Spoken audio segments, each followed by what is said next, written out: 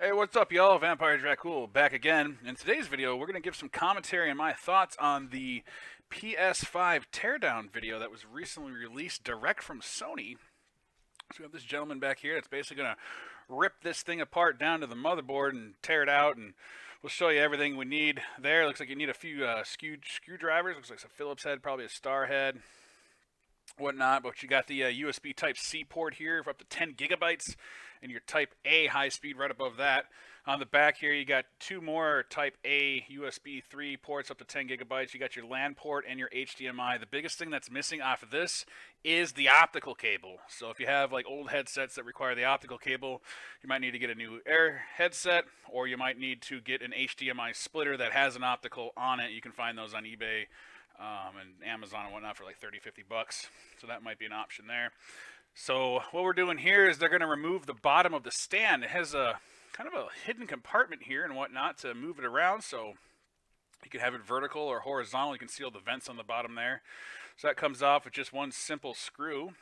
And then so you don't lose the screw, they've actually designed an area where you can snap it in here, and then it also houses the little nub container thing to basically block the hole out so it looks nice and smooth. And then you can actually turn it and hide it so it doesn't fall out, which is pretty interesting there.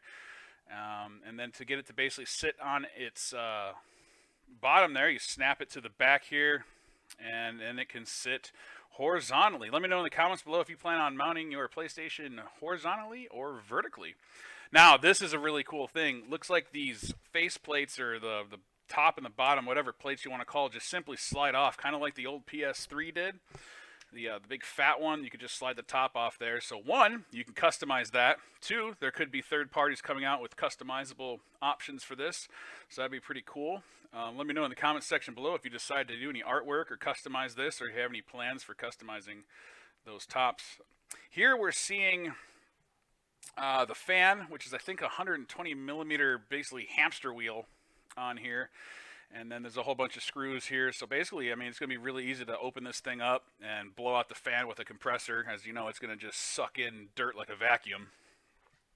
And hopefully it won't be as loud as the PS4. My PS4 Pro, like, it's like a jet taking off, man, especially on the newer games here. So hopefully a little bit better there. Now, right here, this is the expansion slot for the SSD.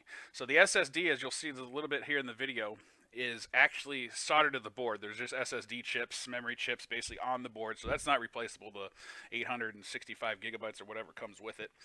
This is confirmed to fit all three or four sizes of the M2 SSD. Now, not just being an M2, it has to be a PCIe 4, a 4.0 basically M2 SSD to fit in there, and it has to be a minimum of 5.5 gigabytes per second in order to be compatible. There's not really many out there that are compatible yet. I think Samsung's coming out with a Pro Series line that will be eventually compatible, but as of this video's published date, which is October 8th, they do not have anything completely certified. So my plan for launch would be basically to use the internal SSD, the one that's on the board, until the SSDs out there get certified, and maybe a 2 terabyte or possibly 4 terabyte one comes out, and then throw one in there as needed. Those probably won't be too cheap when they first release. It'll probably be close to 300 bucks for a 2 terabyte, I'm thinking, and 4 terabyte will probably be even more. But it needs to be at that same speed, at least 5.5 gigabits per second, in order to be compatible and be able to load as fast as the one that's built in to the board there. So that is cool, though. It's not a proprietary slot like the Xbox, so hype in the chat for that. This is the actual drive model. So right here is one of the hidden screws. This will be voiding your warranty. If you decide to go into it any further than where they are right now, it'll most likely void the warranty. Looks like they got to pull off some sticker thing covering that area as well. And then the surround plastics will then snap right off.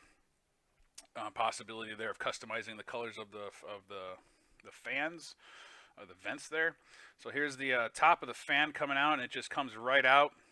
It looks like if you wanted to actually pull that out, it would be okay. I don't think you would need to remove that void warranty sticker to get the fan out if you really want to do a deep cleaning on it later. But if to think from this part forward after the disk drive comes out, which is another cool thing, the disk drive looks super easy. If your disk drive wears out, I know a few of my buddies' disk drives have worn out, then it should be able to get in there. But I think you'd void the warranty pulling this thing out and self-servicing it. But if it's broken, who the hell cares, right? So that is the disk drive, a 4K ultra high def Blu-ray. So that's pretty neat. Let's check out some of those 4K Blu-rays if you don't already have a player. You're going to have one with your PS5 physical media edition. So here we got some little cables and whatnot, probably the wireless card. Yeah, those are probably the antennas for the wireless card right there, I would imagine. You see a heatsink to the left there as he's pulling that out. And the board actually faces down, so the heatsink's kind of at the bottom, because this is reversed, and he just pulled the disc off the top. So this is definitely how it is. This would be the bottom side of the motherboard facing up, and we got a little heat sink, basically mounting plate there. And this is the back side of the board, and the board comes out. It's just a single motherboard here. Pretty simple looking, to be honest. The cool thing is here is in the middle would be your CPU, which is an x86 64 AMD Ryzen Zen 2.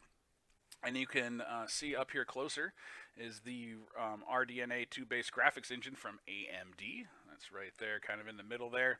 And then these are, I think, the 16 gigabytes memory chips, if I'm not mistaken. Yeah, that is the 16 gigabyte onboard system memory. It's not the SSD. The SSD is over here with its custom controller. It's got these 3 pucks right here. That is the SSD that's built in to the PlayStation, obviously not removable, and then they have a custom SSD controller that's basically controlling that at a whopping 5.5 gigabytes per second. That is fast, man. Goodbye load times. I hope level design, you don't have any corridors anymore. Hopefully they can design games that just weren't possible in the previous generation. Not only the graphics look better and everything loads faster, game design should be greatly improved with this situation. Now, the cool thing about the heatsink, which they're going to show here in a second, is they got this cool liquid metal, kind of like the T-1000 from Terminator. It's got like part of his body up in this thing, as you can see here. They'll show it in a second. It is a liquid metal, literally. It is metal that's liquid, and they've done a lot of R&D and development for longevity of this, and hopefully this is a good cooling solution for this. And that's that. Now you're going to see there's a ton of copper in this thing. I mean, a crazy amount of copper. Look at those heat sinks, man. Huge heat sink, lots of copper. That should provide hopefully adequate cooling for the PlayStation 5 here. Looks like you got 5 heat pipes coming off that, possibly more. It just looks like that. And then here is the actual power supply that hangs out on one side of the console here. It's obviously a proprietary custom power supply. I think it's about 360 watts or so. And here's how you get the front I/O panel off and the buttons and all that. That just snaps right off there. Looks like the antennas run across the front of it for your wireless. So that is cool. And that is basically it. That is it. If y'all have any questions about that, let me know in the comments section below. But back it up here. These are all the parts. The coolest thing I'm hyped for is the possibility of custom tops. Not only could you probably paint it yourself or do some kind of cool artwork on there yourself, I'm betting other companies and people will start creating stuff like this, so you can swap it out. That heatsink is just a ton of copper, man. That is phenomenally big there. And we got the fan, obviously. It's easily serviceable. And then the cool liquid cooling metal SSD and everything built in there. Power supply, pretty nice on that. And then, just general other parts. It's not too terribly. I mean, you don't have too many screws. I mean, I guess there's a bunch right there. He didn't really show you removing every single one. But it's just a general rundown of how to tear down a PS5. So I hope everyone that's secured a pre-order gets it on launch day. I have secured a pre-order myself direct from Sony, so I will be joining the party November 12th when it launches here in America. If you're interested in seeing me stream for my PS5 once it is out, I do have a Twitch channel. I stream Fridays, Saturdays, and Sundays, and randomly throughout the week. So the link to my Twitch channel is below. It's twitch.tv/VampireDratCool. So stop by there, drop a follow, and you can see the PlayStation 5 live when it launches, as well as before then, because I'll be streaming before then many different games as well. I'm kind of a variety streamer over there. If you did like this video, appreciate it. If you like the video, if you haven't already, do drop a sub.